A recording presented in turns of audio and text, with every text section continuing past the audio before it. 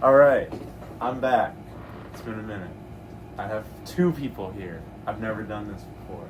This is kind of last minute, but most things on this show are last minute. I have here with me Eva and Colin of...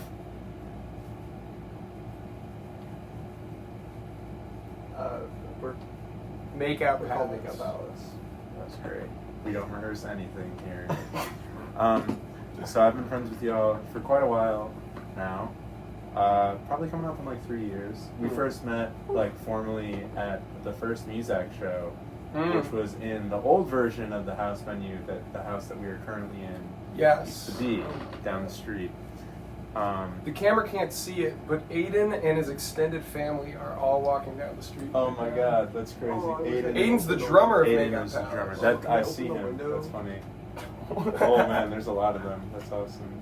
But let's get them all in. Let's get them all in here. Yeah. But we met there. But y'all go back. You both go back way further, obviously musically, and also the band too. Yeah. The band just celebrated its 6th-year anniversary. So I want to ask each of you, how did music come into your lives growing up? Music? My dad was big on music. My mom, she liked bands, but she would never play a lot of music around me. So like I was just exposed to a lot of like classic rock from my dad. Like by the first time I can ever remember listening to music was my dad had an AC/DC live CD and a karaoke machine, and I didn't have the concept of like a full song yet, like in general. So like I would hear the opening, I would hear and I thought that was the whole thing, and then he'd start singing and I'd be like, I just turned it off. That's awesome. Yeah. That's awesome. Yeah. And then Eva, what about you? How were you first introduced to music? Yeah, my dad. It's always the dad. Yeah. My dad was always playing like the Beatles, Grateful Dead, The Who. He just had music on like all the time. I think like by osmosis, that's like what I started doing. I remember I used to love the Beatles so much that I would print out all of their lyrics, and like the printed out sheets would just be screenshots of the like Lyrics A to Z website. And then my mom had a friend, and I would want to sing to her, and so every night I would take the home phone, and my mom would dial up her friend's number, and I would pick a Beatles lyric sheet out of a folder, and I would sing her like I'm Only Sleeping or something. Wow, that's awesome. I've never heard of a small child being so excited to perform for somebody. Usually it's like, I don't know that you were that way, but I was really shy as a child wanting to play music, so that's really unique. It's very cool. I mean, I started music on the piano, not on the guitar, and I did love playing the piano for people. I was probably more inclined to play piano for people than I was when I started playing. I was more shy about playing guitar for people. That's interesting. And did you start on guitar? What was your first instrument? You started on piano too. When did guitar come in for both of you? Because you play bass, but you're also a really good guitar player. Yeah, I probably started piano like right around when I turned like 5 years old, and then later that year, my dad was in a music store getting something, because my dad like plays harmonica and like some acoustic guitar stuff, and they had like a little black like Squire up on the wall, and I 5-year-old me apparently just pointed at it and was like, I want to do that. And that's awesome. They bought it. That's great. And when did it start for you? The guitar? Yeah. I at a certain point, when I was a freshman in high school, it was like 3 big things happened, and it was that I got really, really good at Guitar Hero, like way too good. Me too. Friends would come over to my house to watch me play Guitar Hero and just hang out, and that was like when I knew like that I liked guitar a lot. But like I was learning like Freebird on the piano, and I was learning like Comfortably Numb and Stairway to Heaven on the keys. And I would have just all of those as sheet music on the piano. And then there's this one friend of mine who literally just said, he's like, I don't think you can do it. He kind of was talking crap. Yeah. Like, you can't play guitar. And I was like, all right. I went through wrong. And I did. What are you That's looking at? great. I'm looking at the posters. I'm coming up with questions. Debut album. Yeah. That's good. Debut album. These aren't all the this is a pretty random selection of the ones that I do have. This is kind of the... They're good though. I got some good ones. Yeah. But to continue on that route, so you both start playing semi-professionally, or as, you know, like playing music and actively practicing, like, Yep. by high school. Now, Eva, I know that you have had, in the past, like, you had a whole other thing that you did for a To do while. a different- And you don't have to talk about it if you don't want, but so you've had a lot of experience Yeah. playing music for a really long time. Yeah, I did the like cringe stuff. The I was on like the morning news. I did open mic stuff, like tours. I would just like go up the East Coast and play a bunch of open mics, which is interesting. In retrospect, though, I wanted to ask you this specifically.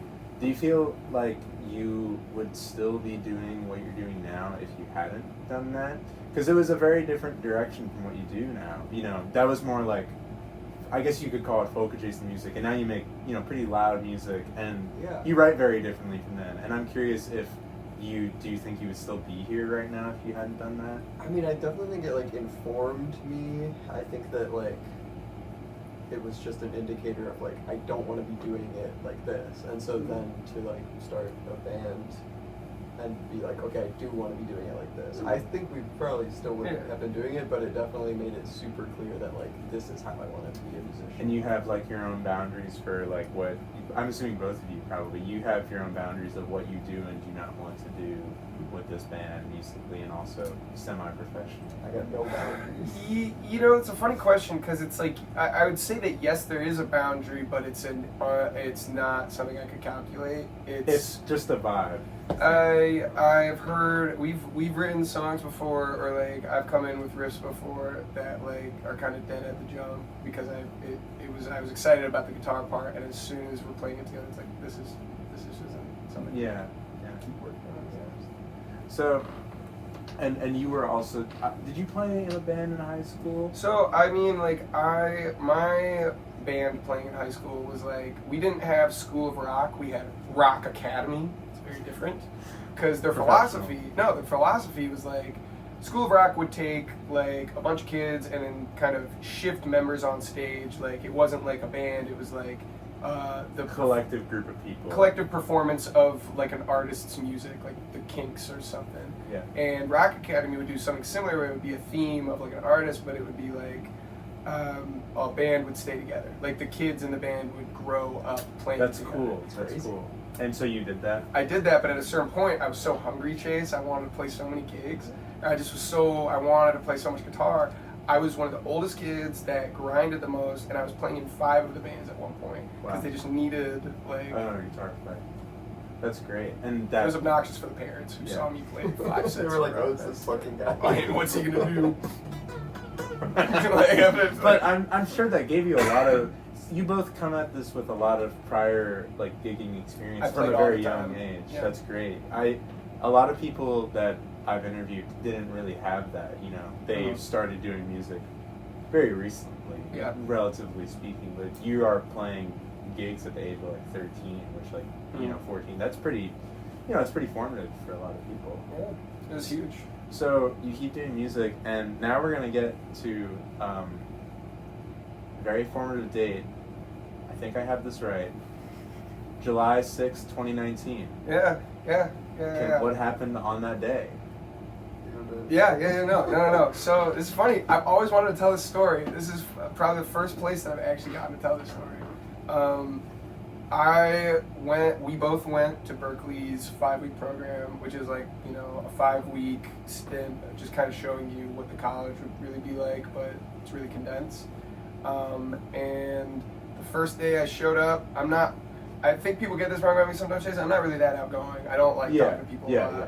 But I showed up that day, and I was like, no one knows anybody here. No, everybody's getting here, and no one knows anybody. That's what happened with Yeah. me too when I did it. Yeah, and so like I was just like, me and my roommate at the time, I was like, what if we just knock on every door on every floor and present ourselves as like a welcome wagon because everyone wants to meet people. So we did that, and we met Aiden, Drummer of Makeout drummer of Palace. Makeout Palace, and we met Con Crucio, drummer of Dinos. We met Eva, and we met some other characters who have come and gone along the way. But yeah, it was just the first day of that place we met, and then the second day we were just chilling out at a park and talking about punk rock and being like, start a band. Yeah. So you have a very unique experience that I've never really seen.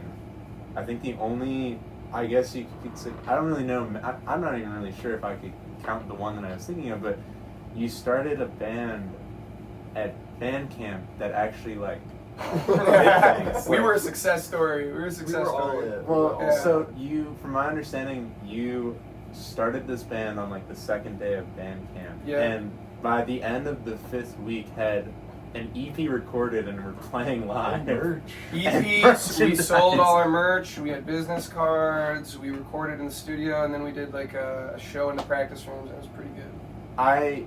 I mean, I have friends who saw your first show. It was great. Evan. Oh, Moth Seafrog. Frog. And Moth Moth Yeah. Frog, 2 members of Moth Evan Frog. was at that show. Evan was there. Evan was there, yeah. Of Ski Club of Music. Shout out Moth Frog. Saseo. Oh Saseo. my Shout out god. to them. Yeah. That's but- a Nardwar thing. If Yeah. You know, that's one of those things that. But yeah, I know people who were there at the beginning, and I'm curious. At the time, I know it was a very different time for all of you. Mhm. Did you think that you would do anything more with it, or did you think it was just going to be like that was a fun 5 weeks? Eva, what do you think? And it's been kind of a consistent theme in my life where it's just like, as soon as we started recording and like playing out and stuff, like it very quickly was obvious that it is like the most important thing to me. I was skipping classes at 5 week. I was That's skipping awesome. classes in Mhm. college. Like I just like, I don't know. I'm like devoted to it. Did you and Aiden feel the same way? Yeah, I mean, No. no. I had never met anybody. Me and Eva, when we first started it and we were writing the first EP, sitting in the hallway of the Berkeley dorm, coming up with riff after riff, just logging them on a phone, and then being like, all right, let's bang it out. And then we would just bang out our first whole EP. Because at the beginning, Aiden wasn't our drummer yet. Yes, He was our that's true. friend, and then we were about to hire somebody who is a guitar player who could teach drums at Guitar Center. And then we auditioned both of them, and it was just the most non-contest audition you've ever seen. Like, eats drums for breakfast versus coughing baby. It was like, but yeah, I forgot where I was going with that. But you started writing and Oh, recording. and- yes. Yeah. It was crazy. I knew that it was gonna. We had that recording session, and everybody at the end of that 5 weeks, and it was. I remember saying bye. You were the first to leave, and I remember doing like a big wave goodbye, and then kind of just being like, okay. At that time, None of you didn't know if you were going to Berkeley. Aiden and Eva had gotten scholarships. Oh, okay. I had not. So I had not known if I was actually able to go to Berkeley. I didn't know if I was in yet. So like for me it was a bigger question mark of like I hope to God I have enough talent to like make it there. And that was the bigger feeling I had. It was like I hope I can make it and meet them there. And you did. And I did. So, Yeah. I think that's a really awesome story. I don't think there's a lot of instances where something like this has happened in a very isolated spot Mhm. that's continued going forward, I mean, I did the 1 week program and it was like people like wrote songs together and stuff. Or like you hang out with certain people and it's like you're going to be best friends, you think, when you get to college, but then you get there and it's like you don't see them for the whole time you're there. So I think that states to the bond that the three, now technically four of you, have with each Yeah. other. So you get to Berkeley during COVID, Yep. and you were writing. I understand that your first album was written, like a lot of it was online, like between you and Eva. Every single song was written across the country. Wow. And was it recorded across the country, or when you? Okay, wow. We And- met up with Aiden later to do the drums. And when did you meet up? Like 2021 Whole year. fall. Yeah. Okay. And when did that first album come out? 2022 because I spent way too long trying to mix it. That's sick. Yeah, it was also 15 tracks. When was it? I'm gonna look it up because I actually don't remember off the top of my And head. if you put that poster up where it is, that is an advertisement for Oh, you're the right. midnight show. That's you a- can't really see it on the camera, but It's That's funny. This is debut album. It was technically our debut album, but I feel like the Midnight Show is our like pre-debut album. I would Yeah. agree. I would agree. It's like we're just kind of like trying some shit out. It's fun though. I really like it. And August 5th, 2022. That's pretty late. Okay, I thought it was gonna be earlier. Because we started gigging pretty soon after this came out. Because You didn't gig for a while. we before didn't then? gig. Well, COVID. It shut Right, everything yeah. down for a long Yeah. time. I So think it's you- hard to remember how much everything Yeah, was like. I mean, I guess that makes sense. Foxy Grandpa started playing, like our first show was like April of or technically February 2022. And Yeah. some of our friends started even later. But anyways, okay, so you spent a lot of time crafting these songs, Yeah. not playing them live, and then seeing the reaction. How does that feel? Because now I feel like it's the complete opposite. You play songs live for a really long time, really narrow down parts of it. What was it like back then, just having like this whole thing and then just immediately being like, all right, we're going to go play this live and see what happens, and, you know, hopefully people like it.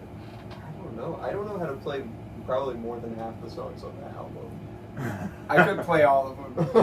I could play. I struggle to forget almost everything I've ever played on the Makeout House stuff because I remember almost every song we wrote, Yeah. what I was feeling when we wrote it. Were there any memorable early gigs? Yes. Yeah. What was the most memorable one for It was either probably of you? it was probably the first one was actually very. What was that?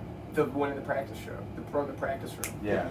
Because we closed with Creep, which we Whoa. told everybody that we've never played again. I have a bootleg of that show also. Whoa, I have a okay. full recording of that whole gig, and I listen back to it, and what makes me feel incredible is the way that the people sounded in that room is the way that people still sound every time we play, pretty much. Wow. And that's that great. is like what's cool. What was? Yeah. Do you remember what your first gig was after the album came out? Did you do a release show? It was at Aeronaut Cannery. Yeah, we played a lot of like Whoa. shows like that. Aeronaut Cannery. That was the first one we put it out. And also, fun fact, we had I think at least 3 songs, including New Addiction, already written by the time this album came out. I remembered that very vaguely. I don't think we played a show together, but I went to a show that you were playing, and I left right as you were starting, and you played that song. I have a very vague memory of that, and I tried looking y'all up, and it wasn't out yet. But anyways, you know, I think that's a very astute statement. It is kind of like I would akin it more to a mixtape. Yeah, The first it's like, record. Here's like our talents, but scattered. We didn't stop ourselves from writing it. We Yeah. wrote Yeah. every song we were thinking of at that time. And I think that's a great way to put it because there's a lot of diversity and you're trying things out. I think it's cool though that comparatively to Foxy Grandpa, we only consistently play one of the songs from our first record live still at every show pretty much. And we love hearing it. Yeah, we We love do love that one. We do love that But one. with y'all, it's like people are requesting a lot of the songs on. It's not like we're getting requested to play some of the deep cuts from that album, but there are songs that you still play at every show sometimes, and there's songs that I'll get to in a bit that you don't want to play. And I'm curious, how does that make you feel? Is it weird that people are really obsessed with interacting with the art that you've made from a long time ago versus now, or are you just appreciative of that people are stoked about it? Yeah, I mean, I think it's all of it too, in the same sense that like we have, like right now we're recording our new album, but before we were even working on it, and we were just playing some new songs, people recorded it on their phones and then knew the words to like all of our new stuff too. Yeah. So Yeah. it's just kind of crazy to like expand our audience and have those people go digging through our shit. Your archive. Yeah. I like this one. So like, That happened with me when we first started hanging Yeah. out. I listened to the first record, and the song that really caught my attention, and this is gonna segue, was Spider-Man. I was like, this is a fun song. The song is called Yeah. Spider-Man versus Dr. Octopus. Now, you have a very complicated relationship with this song because you don't necessarily like to play it that that's a much. happy ending. It has a happy ending. You do play it more. But now. we have learned it now. Yeah. So, I mean, just like for a very long time, it was like we did. So you're right. We did that album. It was kind of a smorgasbord of everything we were thinking of writing at that time. And the first EP we ever did, we were kind of trying to do like simple kind of punk energy or like just something fast Yeah. and snappy, and like that felt like we were trying to like put something from the old into the new that we were working on. Yeah. And it was, I don't think we thought about that. She came up with that so that song started with her sending me that bass line, like, pretty much full. Like, you sent me, dun, dun, dun, dun, dun, dun, and you did the whole thing all the way through. And I open it up, put it into Logic, and then I do the guitar.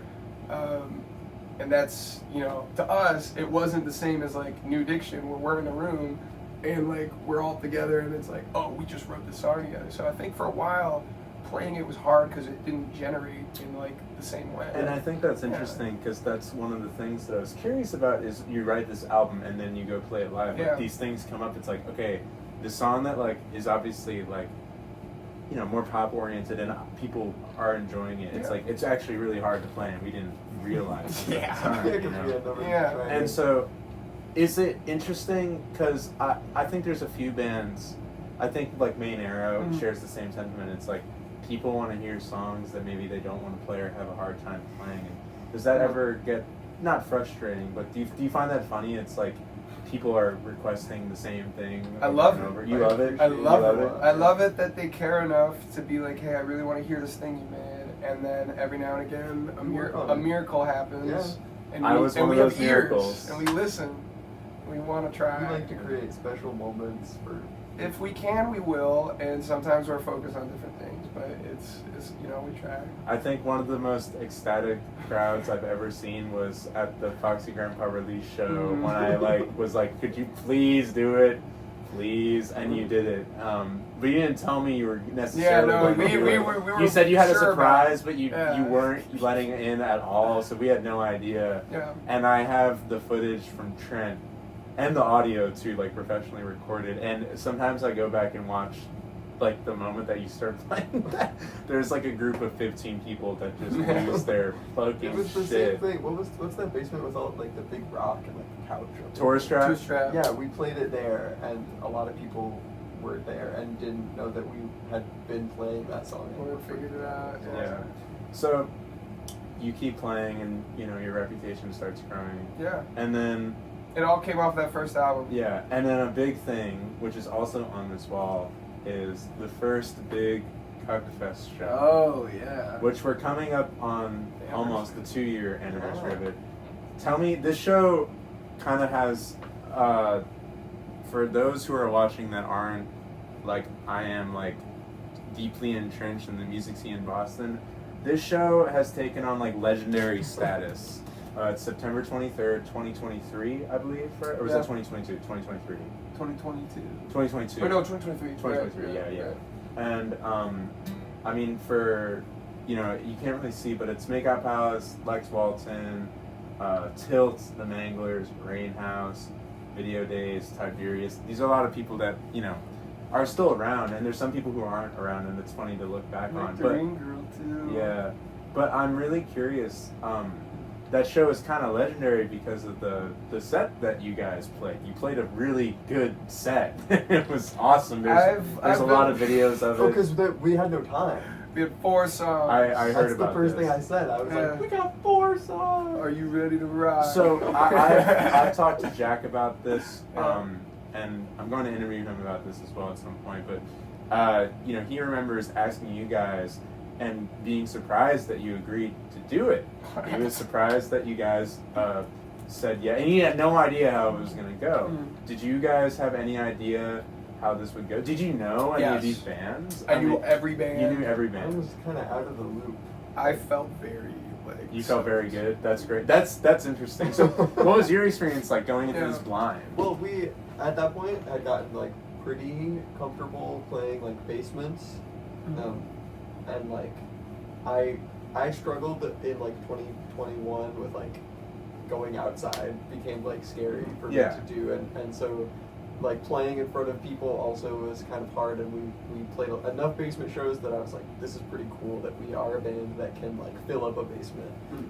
And then I was like homeless in 2023, and I was kind of feeling like it's over. Like I don't know what we're gonna do. We're working on this album, and I like it, but like I don't know like where in what direction my life is going. Like I just want to like play music with this band, and I hope that it goes well. And then this show kind of came out of nowhere for me, and suddenly I'm on stage, and there's like a sea of people. And I was For like, reference, it was in the Yeah. basement church Sweet. at it was the Brookline Parish Yeah, Church, Brooklyn Parish. and I've been told that it's about like 450 people showed up, which for like a small DIY show It's a lot of people, and it looks like a sea. And there's videos from your set, and there's photos from other people's sets. Mhm. But I don't know what the order was because it's not on the poster, like the order of It's acts. pretty close. I mean, the thing is I remember the thing with that show is not naming names. There was just a interruption in the middle of it where someone was going a little too over, so everybody had to cut.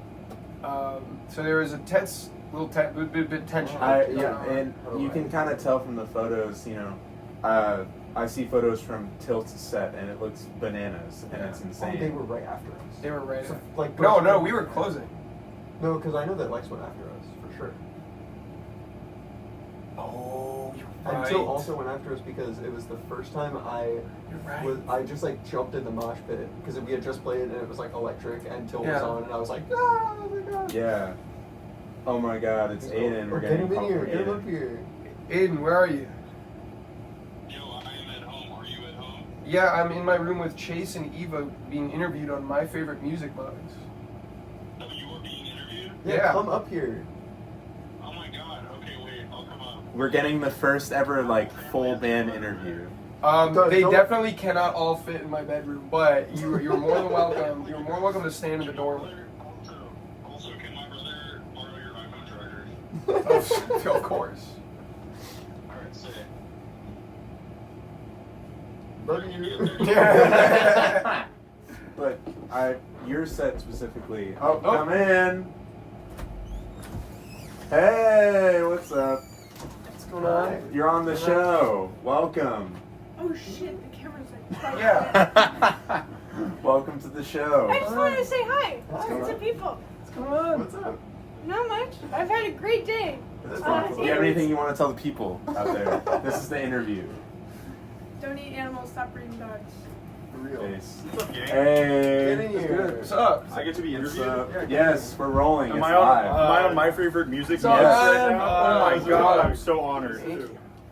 There are no Yeah, edits the- here, the- by the way. the- This- I'm Brian. Hey, Nice nice to to meet meet you. you. Are you his brother? I am his Nice brother. to meet you. What's your name? I'm Oh, Chase. yes. Can I Nice to meet do you. this? Yeah. I want to give Paul. Hi, Eva. How are you Nice to doing? see I you. haven't seen you in a few days. I want to give you a hug. Oh, good to see you, Charlotte. Oh, Brian, you are my friend. This is not USB-C. That's fine. Okay. Yeah, I have an Apple. Get lightning. I got a little lightning. You know how it be. I do. Aiden, you're looking fresh right now. Thank you so much. You're welcome. This I is thought beautiful. Scotty was supposed to be here. He was, but there's been an interruption, so we rescheduled, and now Oh. we have the first ever full band interview. This is Minus crazy. Riley. Minus Riley. technically Minus speaking, Riley. Yeah, Us too. Yeah. that's true. Yes. Aiden, for reference, I was asking them. We're at the part of the interview. I'm talking about the first Cuck show. The first Cuck show. Yeah. Well, the one that y'all play. One, yeah. Just because the poster's right behind your head. One for the books, for sure. And talking about Yeah. the crazy crowd and such. And I was just asking everybody what your thoughts were. Did you think that was going to be as insane of a show? I had no idea because we never went to the old shows that Jack had at his apartment. And I had been aware of. We met Jack at a 6 Feet Under show like months prior, and he was like, we were playing, and Jack was like, "Yo, I run this thing called Cuck Zine. I would love to have you guys like play at my apartment." And he wanted to interview us, and he just sort of like it like never happened. I think he like forgot about it, and then like months later, like they hit us up, and we're like, yeah, we want to interview you now, and also, do you want to play at this thing that I'm having? It's called Cuck Fest, and we were like, sure. And I think we had like seen pictures of the space and were aware of Cuck Zine, but like did not know that it was going to be as big or as epic as it was. Yeah. Yeah. That's a great answer. He came in with a great answer. That was a great answer. So the show, I feel like, I mean, the first time we ever like hung out as friends, like outside of the show, was pretty soon after this, and I asked you, I was like, how do you get such good pictures from that show? And a lot of things in the band like started from that. Specifically, the mannequin thing with the mannequin head. That was the first time. Was that the you did first that, mannequin right? head That was show? the first Do time. we need to buy more mannequin? I have like 4 of them We in should my bring room. it back. Also, So, Chase, yes. you're not in the frame. Oh, that's all right. It's all Okay. about you. Oh, sweet. We've got these two in the frame, but That's not, true. but not our anonymous interviewer. Yeah. Yeah, I The don't world know. will know my name in time. I wanted to have a like performance, like an aspect of the performance that wasn't just musical, and you know there were a bunch of different ideas. I wanted to do like a sex doll, like a blow up doll, and there just didn't seem to be a way to like interact with it on the stage. But then like we started testing. I still have like some of the test mannequins from like rehearsals. That like You rehearsed No, this? some of them are up there. I have Oh my this. God. Yeah, I just wanted to make sure I could be playing and also kissing. And now it's like a thing. It was a thing for a while.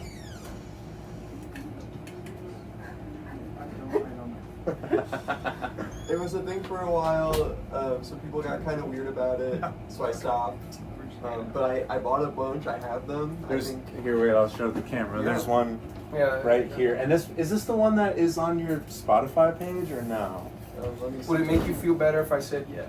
It makes people feel better. I don't think it is. It's Oh, not, it's but not. yes. But it looks I like think the one on the Spotify is a picture from a cuff show that got I thrown give them into- away. Yeah. Yeah, they got thrown into the crowd. I And kiss then it throughout the show, and then We kind of stopped for a while because people were being weird with They were being weird with People it. were being weird. I want to with bring it that. back. I think we can bring it I'm back. also in favor of bringing it back. Do you have the But rig, the mic stand rig? Do you Yeah, have it's that? It's in my room. Oh, I have the It head. still has your tube of lipstick on Oh, it. we could literally do it. Yeah. I should have brought one. I do want to say one more thing about that cut show. Yeah. Is that like I'll never forget what it felt like to. We had just put out New Addiction. Yes. This was And- before the second album, yeah. like right before it. Right before it, and we had just put it out, and it was like, it felt like because we were playing that bill at that moment, putting out what is now currently our biggest song we put out, that did it a lot for us. I It did a mean, lot. yeah, it was like I knew you like we tangentially knew each other. Muzak played a bill with you. I went to your And- your loft show, Oh yes, and yes, I brought remember that. Charlie, Scotty, and Aiden. I came Yes, to the. I remember that was the And I first. thought you guys Foxy were too release cool show. for school. Yeah. I was trying to talk to you guys, and I remember being nervous about it. Was that the release show For the Here's- first album. Here's to Feeling Good All Yes, the Time? at Colin Yeah. Toole's old apartment. Yes. That's funny. I was trying to remember the other two people that you brought, Yeah. and that's really funny. I shouted out. I was like, "Play some Beatles." Or no, I said Rocky Raccoon. Yeah, And I Matt remember that. responded with something. He was like, Matt was like, "I'll play Get Back." And I think we Yeah, did. we did. But yeah, it was pretty overnight that like I was seeing that one video from the start of the show where you're playing "Shut the Fuck Up" and like I think you kissed the doll in the video or something like that. But that like got a lot of views. Anyways, you released your second album, which is self-titled. Yeah. It's got a Yes. funny cover. The cover's up there in the corner. Mixed, mastered, You spent a long time on long it. time. And In-house. In-house. Yeah, we wrote Tommy Sachs, shout out. All in the family. Shout out Recording Tommy engineer, Sachs. recording engineer of the century. In Tommy Los Angeles Sachs. still, we think. Canada too. Also Canada. Tommy Sachs. Tommy Sachs. Yeah, we wrote the music too. That's why it feels like our actual like debut album. You all wrote it together. We wrote it Yes, together. It feels like everything. our like songs. Yeah. That Yes. has a little piece of all of us. Scotty Malcolm said, "It is the band playing together like never before." I dig, and I would agree. Yes. I would agree. And this album has kind of garnered For cult the first status, not just in Boston, but like kind of across the East Coast as of now. You know, I was in Germany when this album came out, and I listened to the whole thing on the train, on like the train going between Germany and Austria, and I had this distinct memory. I can still visualize that we were at the station, and we were transferring trains, and I put it on, and it opened, and I was like, okay, yeah, and then it just kept being like, yeah, like I just kept nodding my head, Yeah. just being like, damn, like, yeah, this Good is track good. listing, right? But then I got to the final song, Yo. and yeah, Colin, Good you job. did the track list. Good job, dude. And then I got to the final song, which is another like staple song. Yep. We've been kind of talking about like staple songs. Okay. But Marty McFly, Marty. which originally had a different title. Yes. From Okay, what I remember. Nardwar. I won't bring it up. But I have. It is actually on the set. I It's have fine, yeah. Eva's It set. is. Yeah. I have There's Eva's a- set from There's that a couple show. songs that used to have different titles. That set list is from the Silhouette show that we played with Main Era, the Triple M set, and I have your set list from that show. But you put out this song, and I remember hearing it at that show, and I was with Evan, and we already knew you guys were good. But then you played that song. And that was also the first time I'd met Riley. I didn't know Riley was playing in the band at that time, and you played it, and we were all just like, Is it possible to, like, in the negative space in the video over here, like, superimpose Riley's head? Yes. We should totally just find like. But just, do it after Aiden comes in. Like, yeah, let's grab have out it, like a sticker of Riley and have At him some just sort of. point. I will try to Have him figure just that sort of out. bounce in. It doesn't need to move. But you guys played that song, and you know, it wasn't like the most packed show, but there was Yeah. like 30 people there, and we were all like, It was fun. whoa, that song was crazy. And I remember when hearing that song, and I was like, oh, it's this song. But then I kept listening, I was like, wow, this, like, it's a long song, and it starts in one place, ends in another, and you really go through a lot of stuff.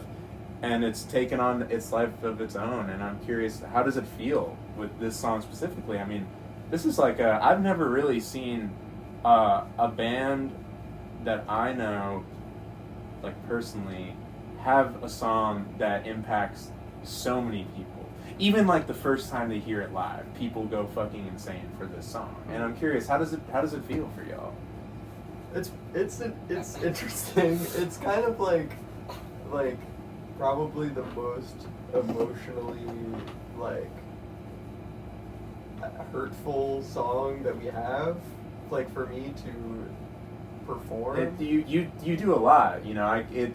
I can tell that it's an intense song when you play it. It's really crazy, you know. There have been a couple of shows where I am just like kind of crying by the end of it, but I try to make it more for like other people to take their own interpretation. Yeah, I try not to be like, look at me, I'm sad about it too. But yeah, it's definitely interesting that that's like the one. I mean, you put a bad word in the chorus. Yeah, People, I think you have. If you have, people can. I think crowds can read feelings very accurately and can feel that it's that genuine. And then also it has a chorus that people can know the words to in 5 seconds. A couple words.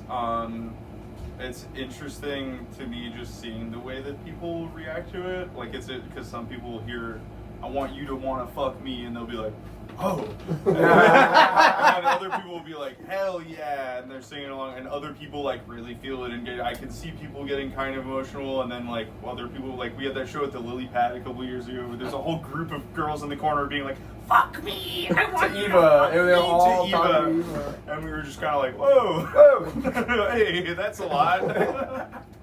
I think it's also interesting live because for those who don't know, Eva, who normally plays bass, plays guitar on the song, and you switch instruments.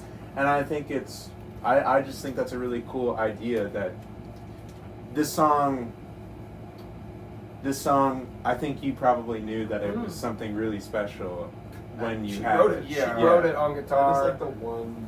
I think- song where I think it was also, at least for me, it is sort of like the first song that really demonstrated like what the sound of Makeout Palace could be, like the potential that was there, especially with Riley, because that's the first song where we like gave Riley free reign to just compose horn parts, and like because it's during that like big build before the big last chorus, flutes and that was like.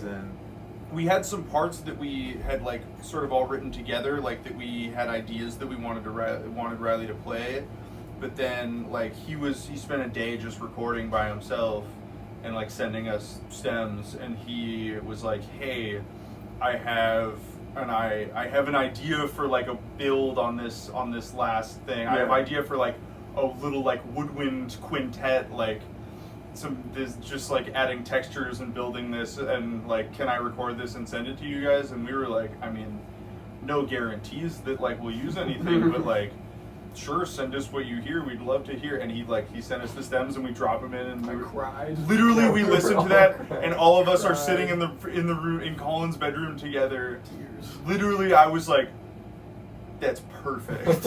I was like, oh my god, like that's what the song is supposed to sound like. Yeah.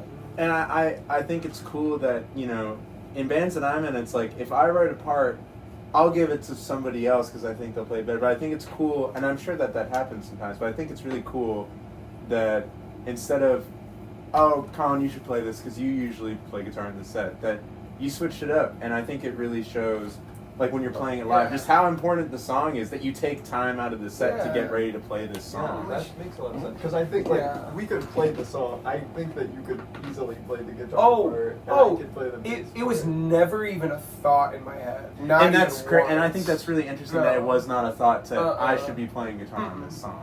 Yeah, and I think that also was born for the fact where like a lot of the first album was like you guys sort of just sent shit back and forth, and then I put drums on it. The second album was most of it was we all wrote it together. But Eva wrote this song. This one was like Eva was like, guys, I have a song. I have to send you. I have. I've heard the you've first. the I've acoustic? heard that it exists. Yeah. I've never heard it before. I I've listened heard to it all. It actually had two, because there was originally Part 2. It was Part 2. It Oh. was I part have- It 2. is that's Marty McFly's the third name. I have Yeah. the acoustic demo. Never stop trying. Never stopped. Never stop trying to rename your song. Yeah. I knew that I wanted the album to end with like a what is it called? Triumphant. moment. When you say all the stuff from the previous Reprieve. songs. Yeah, I wanted to like Reprise. bring back a bunch of parts from the rest of the songs, but I couldn't figure out how to like explain it to the band, and so I just made an acoustic demo of Marty McFly, and I still have it, and it sounds awesome. Put it out. I should put it out. The vocal is kind of like demo. It's Put it on just weird, like something. this is what it sounds like. But yeah, it was one of those songs where I just needed to like Yeah. make it and then be Yeah. like, this is. There was a couple songs that was New Addiction was also like we were just kind of jamming, and then even like we have a recording of the whole thing where it was like chords that we were all playing earlier in the Stop. Play Stop. those chords. Yeah, no, but it was like just some shit we'd been jamming over like way earlier in the day, and we like recorded the whole day, and you could hear Eva and her mic just sort of being like. And like playing her bass. Well, the rest of us are just like bullshitting, and then Eva's like, "Guys, I have a song. This is the song." And then it is That's like great. the first time we ever played it was pretty Play a beat. literally the first time we ever played it was what it sounds like now. Yeah, I'm gonna jump off of that because with that set list, there's another. I've surprisingly been at like a lot of like very important points in this band's history, Yeah. like not knowing it. Yeah. And one of them is on that set list. Aiden, could you please move your head? Right before Oh yeah. After Hours, you wrote it that day. Yeah, we did. You wrote After Hours the day of that show, and you Correct. came up to Evan and said to me Yeah. and Evan, we have this new song that we're going to play. You can tell that it's new. And along with Marty McFly, that song as well, which is not even out yet. It's Next also one. Next single. Next single, Next next one single. coming. But Get that- excited. when you got to the second part of the song and you started doing the refrain, Evan and I looked at each other and we just both went, "Oh my god, these fuckers are geniuses." But that's another song where it kind of seems like things came out of nowhere, and then in an hour there's like this whole thing. Yeah, that was more of sort of like I need to tell my story about that one. Oh yeah, yeah. what's the I story? need to tell my story about that song. So that song starts with the first half is different than the second half. It is a long song. Oh, Yes. It's like 8 minutes. The first Kind of- half is like kind of two sad, songs. second half is It's- happy. Yeah, and we were playing. We had a rehearsal room for like 2 hours. The first hour we were just playing that first half, and we all felt the vibe. It was like, oh, this is good. And then we were kind of like, all right, what now? And I will never forget being like, wait. What if we just make it major? Same exact thing, but major. And there was this loud silence. And then we did try it, and it worked. And Does the it make rest you of feel it, good that that's easily the best part of the song? no, yeah, maybe a little bit, but it's also like just like the fact is that demonstrates a moment of like I felt very awkward and shy about trying to push an idea that wasn't like I think immediately like something that we could all hear at the same time. Yeah. And the fact that everybody was willing to move forward and try something like that's always been the way we've written. I feel like.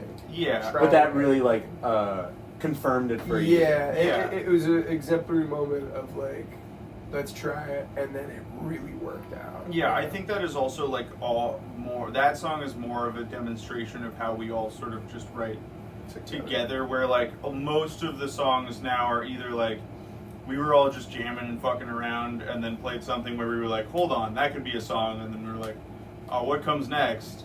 Or it's calling us like, guys, I wrote a riff, and then it becomes a song, and then we turn it into a full song. Yeah. Or it's Eva's like, guys, I have a song. She wrote, well, you were in the bathroom. Yes, while I was in the bathroom. I literally went to pee, and then I came back, and they were like, Aiden, we have a new song. That's awesome. Yeah, I like the way that also like that we all. I feel like it's nice to have a free space where anyone can throw out an idea and be like, guys, what if it's major? And like number one, it's a free space where anyone can throw out that kind of idea and we'll try it. But it's also like the three of us together, where like if one of us very much feels like something isn't working, we can also be like, hey. Veto.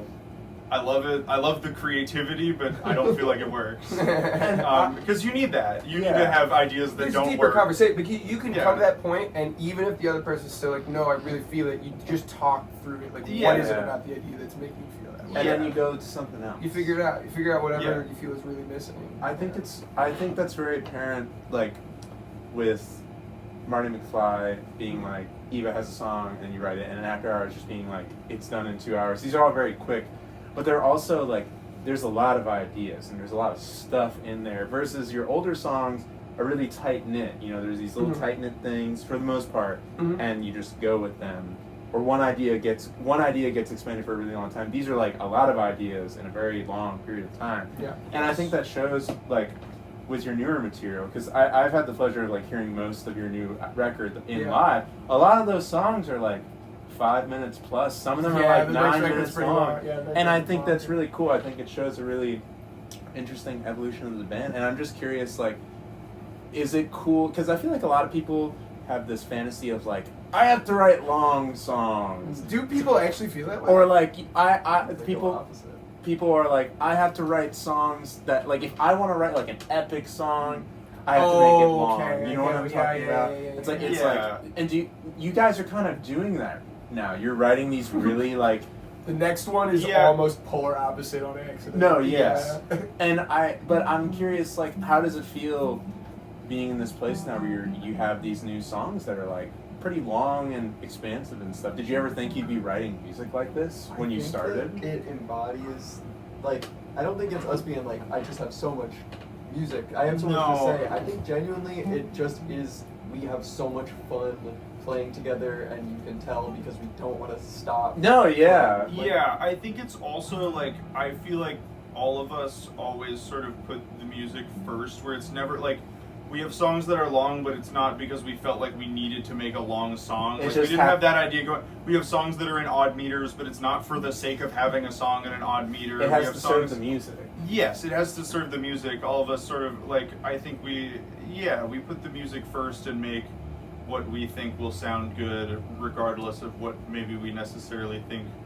It doesn't come from like a what should we be doing type of thing. It's like what do we think sounds good? What do we think is cool? What do we want to hear? I mean, like, I was listening to your new song, Threesome.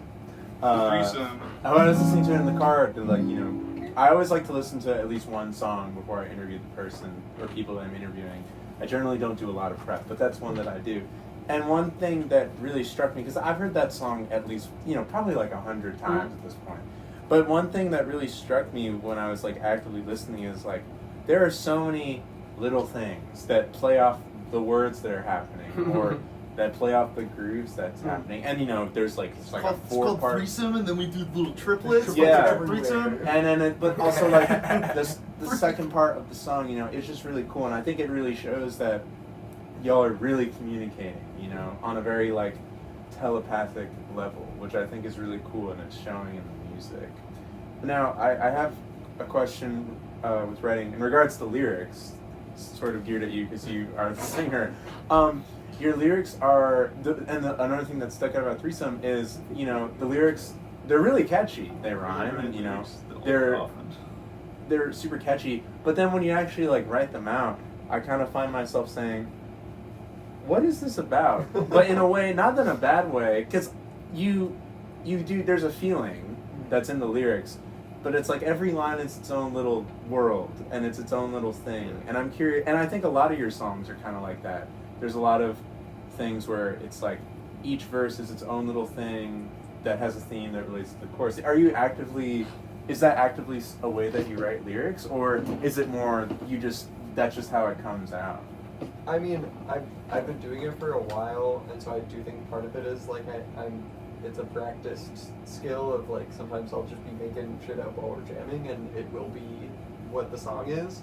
But yeah, I try to like really walk the line between like abstract lyrics and like literal lyrics. I think you do that really, like Marty McFly is a great example. I think it's like that's the most like really kind of esoteric. There's like a story going on, and then it's like the most blunt thing you could probably say to somebody. Yeah, I want every line to be both like specific to my life and also like kind of take like little stabs at like things that might be happening to other people. Because I feel like when people can tell that what you're saying is like personal, but it is also affecting them, that's way more like, I don't know, it feels more powerful than if my lyrics were just all sort of like general and everyone could find everything in them. Like that feels like anyone can kind of do that. Yeah. Like I am happy. That's what you're bringing. You're bringing your personal experience. Yeah, I want Yeah. to make it just like personal and specific enough that it feels that way, but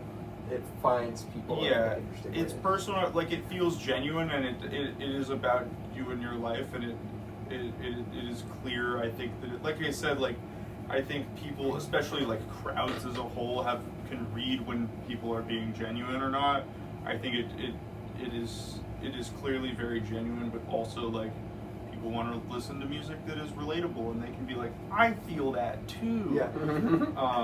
And I'm also curious, along with that, is it hard for you to write these lyrics? And I don't necessarily mean like, oh, I don't know what to write, you know? Is it hard on that level, / is it also like, do you have to, is it hard for you like on an emotional level to write some music? Because they are like pretty intense lyrics, you know? And I'm curious as much as other people. I always have this thing where it's like everyone that I know that writes good music, it's like it's really hard for them to write it, as in like it takes a lot on themselves. And I'm curious, like, is that a truth for you, or is it more you write these things and you don't really think about it, and then afterwards when you're playing it live, then you realize, oh wow, this is like a really heavy thing? Before you say whatever you're about to say, from the outside, when we're writing songs, she will just and then say something, melody and all, and it's 90% of the way there. That's awesome. Yes. So externally, I don't know what she's about to say, but it looks easy to us. Yeah, or it'll be like we'll rehearse and we'll come up with like the full form of a song, and Eva will have like a melody and just sort of be singing Like stuff. placeholder. And then the next day, the next time we were all together, she's like, I wrote lyrics for it, and we're like, whoa. What were you gonna say? I think that everyone should talk about how they're feeling all the time, and like everyone would be having such an easier time in their life. And so I think that I am like begging for opportunities to write about how I'm feeling or like what's going on, because it just feels so good. And that's your way of telling people how you feel. Yeah, especially with like anger. We were talking about this earlier today. Yeah, of like yeah. I'm not an angry person, and so this is like when I do have more like just like frustrations and anger or whatever, it can come out so easily, like just in Yeah. those places. And I guess I have two more questions before we get to the jam. And this is playing off of that one. This is for all of you. Going off of that, you know, music is a way that we express ourselves, obviously, but and you were saying that you're not an angry person, but when you have anger, you get it out in music. Do you find, for all of you, that there are things that you can't express without music? Like, it's very hard for you to express something without the vehicle for it. Like, if I asked, for example, if I was asking you, are you angry? I'm assuming it'd probably be pretty hard for you to be truthfully to say, like, yeah, I'm angry, you know? Yeah. And I'm curious for all of you, like, is that something that, you know, is an issue, or maybe not even an issue, just part of your life? I would say it might actually reflect opposite to me, or maybe not. I think that I guard myself a little bit sometimes. And on the guitar, I'll do the same thing sometimes. Like, I think I will, you know, Play it my safe. emotional state will reflect in how I'm playing music. And I can change, that relationship can be changed both ways, where if I get better at letting myself feel more open on my instrument, I start feeling more open in myself, in my life. And that is something I've noticed. Yeah. Yeah, I feel like I definitely relate to that because I gravitated towards music because, and like, I mean, I've written a few songs. I don't really write lyrics ever. I don't feel like Compelled super, to do that. Yeah, not necessarily compelled, or I don't feel like necessarily comfortable doing that. I don't feel like I'm that good at it, but I gravitated towards music when I was younger because I always felt that I was sort of like scared in social situations and bad with words and didn't know how to like say the right thing. I always felt like I said the wrong thing and sort of became scared of like talking.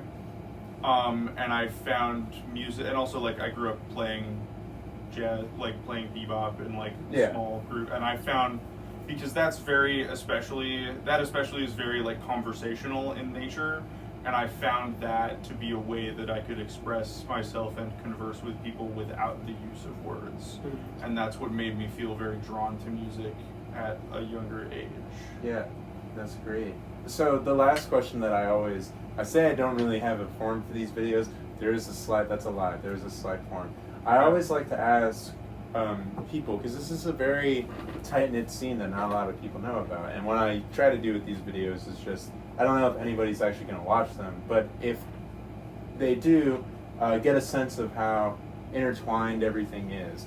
And I'm curious, what are some bands or some people that either inspire you or you just really like that are in, and I'm not even talking in Boston, just that we're friends with, because I feel like this music scene has kind of spread itself to like the greater East Coast. Charlie LaMonica. Charlie LaMonica. I've got some Boston people who off the top of And my head I'd like to hear from all of you on this, because Yeah. I've never had a full band in the He's about room. to say how I feel. Yeah. Oh, Colin's no, going to speak no. on our behalf. Main era. Yes. War Machine has influenced me a lot. I would say Tongue Love has been important to me. Scotty Malcolm has been huge. Foxy Grandpa. Foxy Grandpa. Muzak. Ski Club for sure. Ski Club. Pretty much any band with Chase. I have a No. I have a fucking list. You have a list. No, Julia Dacey. Julia Dacey. Julia Dacey. I swear to God, Chase, you were ripping so hard yesterday. Okay, wait, I need to tell this story. Okay. I need to tell this story. I didn't tell this to you. Chase was playing with Jules yesterday. It was an incredible set. They were playing this last song. It's got this fucking jam going. And he starts playing this guitar lick. And I'm turning over to Matt Han and I'm like, he's fucking with me right now. I know he is. Like the boomer rock Like, lick, like, so- like Oh, he was something like that, what he was yeah. doing is so good, and I couldn't say, great job, Chase. Chase is great. Chase is a great guitar player. I also want to shout out Statue. Shout out Statue. Shout out Statue. Also Minko. Shout out Big Yeah. fan. What else do I have on here? Scotty Malcolm, my king, my sweet prince. Are there This any, is the Scotty Malcolm interview. Are there- Yeah, are there we any that, stole Scotty's interview. are there any that they missed, Eva, or any for you specifically? Because you write the words, so I'm sure that there's some other people. I mean, you could talk about artists just in We're general. talking about just Yeah. general Yeah, just influences. general. We're shouting out people in Yeah. the scene who we know. Like just like bands in Who general. are your influences, Eva? Who are my influences? I Not can name inf- 3 that Influence I think or, just people that you like to listen to right now. Right now, I'm so into Snow Patrol. Shout out Snow Patrol. Shout out Counting Crows. Shout out Dave Matthews Band. Yeah. Those are my 3 right now. I think that most people, based on if they listen to our music, would not be able to guess the music that we talk about. I think that's absolutely true. not. I would think love no one. I would love at a Makeup House show to have like a contest where it's like you have to guess the song that guess a song that we sang along to in the car, and you get a free T-shirt. You get a Because free the choice, That's because great. I've been in plenty of car rides with these fuckers, and the songs that they scream to are really funny. You would not expect. Okay, It could be any Beatles song ever. Yeah, that's true. It could be depending on which one of us, most Fountains of Wayne's songs. Yeah. It's But I also do, I think that it could also be me and Eva singing John Scofield solos, singing jazz. singing jazz. I think that if there are songs like when we play like Marty McFly, people can tell that I like Black Country New Road. When we play, there's like a song on the new record where that's the song where you can tell that I like Model Actress. Like we have like. People can tell that Colin likes John Frusciante. Yeah, like it does come out, but then I think most of what we're doing is kind of fucked up and crazy. I think if you are inspired by the music you're inspired by and you wear it on your sleeve, that's not something to be ashamed of. But it's Yeah. also, it's like the worst thing you can do is own it. Or the worst thing you can do is use that and not own it. Like, Yeah. I've never not. I think it's also Yeah. like all of us have broad enough influences, and none of us like identify with one genre or trying to make one genre. I think we all have broad influences and are just fans of music in general, and so what we make is inspired by a lot of things, but isn't derivative of one thing. Which I feel like that is what can lead to music being boring or feeling unoriginal. Yeah. I think that's a great place to leave it off. Thank you, Makeout Palace. Now, as we all know, there's usually a jam that happens where I jam with the person. But since I have the whole band here, well, it was originally Colin and Eva, I'm going to let them do it themselves. Yeah. Aiden, they chose a song to cover. Yeah, do you have something you want to cover? Do you have a song that you want to cover? We'll play the You mean, one. like right now. Yeah. Yeah, Yes. we're just gonna like. It's at the end of the interview. Every What interview. did you want to? We're gonna play Ain't No Sunshine, but if you have like a thing that you can like hit. Do you want me to style, grab like a We cajon? could totally play like risky tech. Oh fuck! All right, let me go grab something. Yeah. I'll be back in 2 minutes. This is great. I have to look at the fucking. This is approaching the longest interview I've done. Really? This is approaching it. The longest Kinda, one. you want me to edit it? No edits. No edits. No edits. The longest one was the Evan Seeplick one because my phone died in the middle of it. So Oh, had to we do a watched part that two. one. Yeah. Yeah. Yeah. I learned things about Evan during that. I learn a lot, and yet there's so much more to learn after having these He like hates conversations. women. Yeah. But no, every time I talk to people, in this format, I always leave being like, I somehow like know everything about them, and yet like there's still so much that I have questions about, which I think is the best thing that you can ask. Chase, for. I've been enjoying this interview. I think What if we played Of Will I Be course. Held? Oh, you want me to do that? Well, she would need. Should we not play songs that haven't been released I yet? can do it on here. Can you do it on this? Unreleased Do song? you want to hear it? I'll just do the. Yeah, we'll just do that. We'll do the. Yeah. Okay, unreleased. Is this the first time people would have heard this song?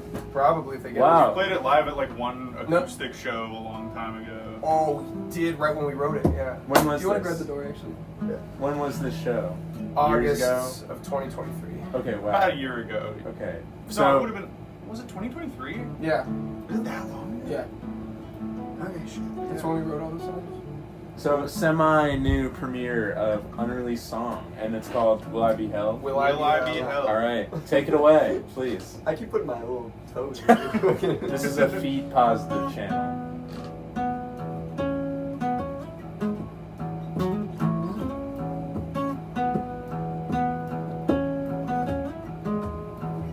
We are standing by the river. One step back, give me help. Will I be held accountable? All I ask is, will I be held? Will I be held? Will I be held? Will I be held? Will I be held?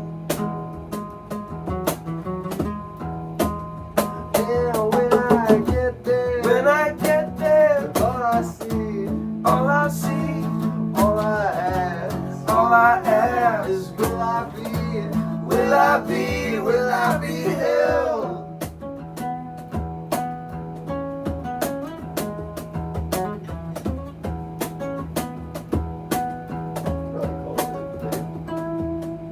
Yeah. That's a sneak peek. That's what we call a sneak preview. Thank you all so much. Yeah, dude.